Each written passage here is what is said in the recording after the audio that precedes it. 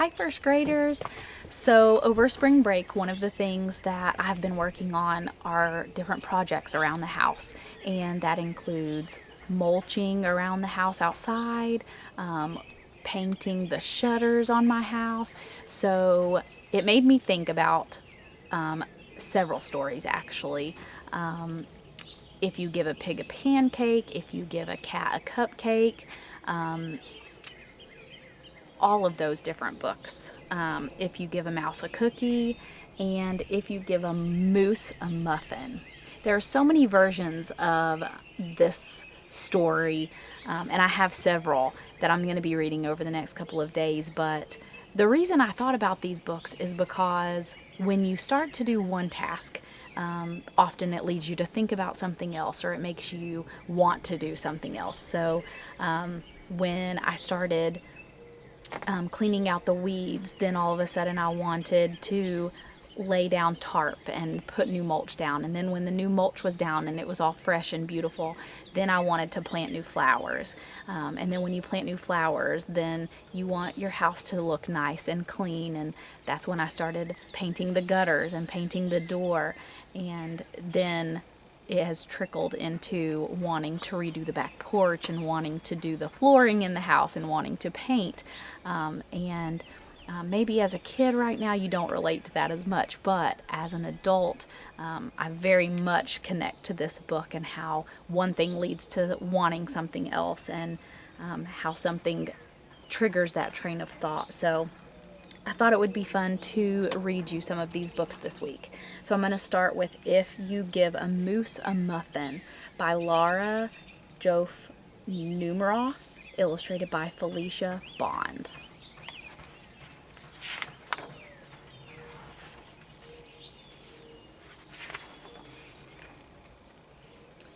If you give a moose a muffin,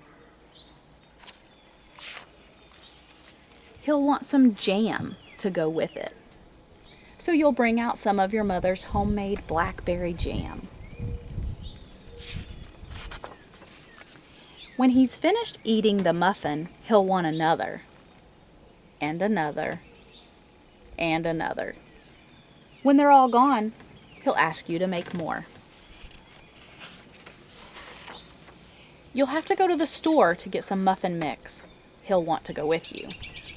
When he opens the door and feels how chilly it is, he'll ask to borrow a sweater. When he puts the sweater on, he'll notice one of the buttons is loose. He'll ask for a needle and thread. He'll start sewing. The button will remind him of the puppets his grandmother used to make. So he'll ask for some old socks. He'll make sock puppets. When they're done, he'll want to put on a puppet show.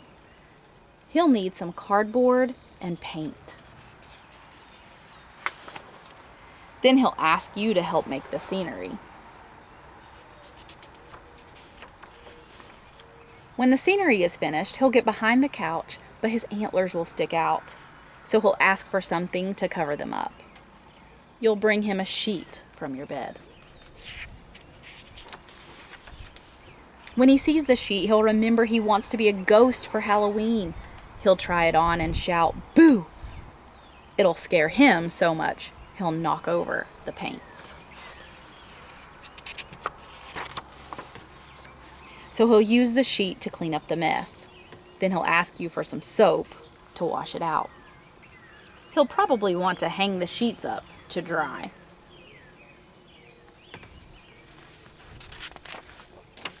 He'll go outside to put it on the clothesline. When he's out in the yard, he'll see your mother's blackberry bush. Seeing the blackberries will remind him of her jam. He'll probably ask you for some.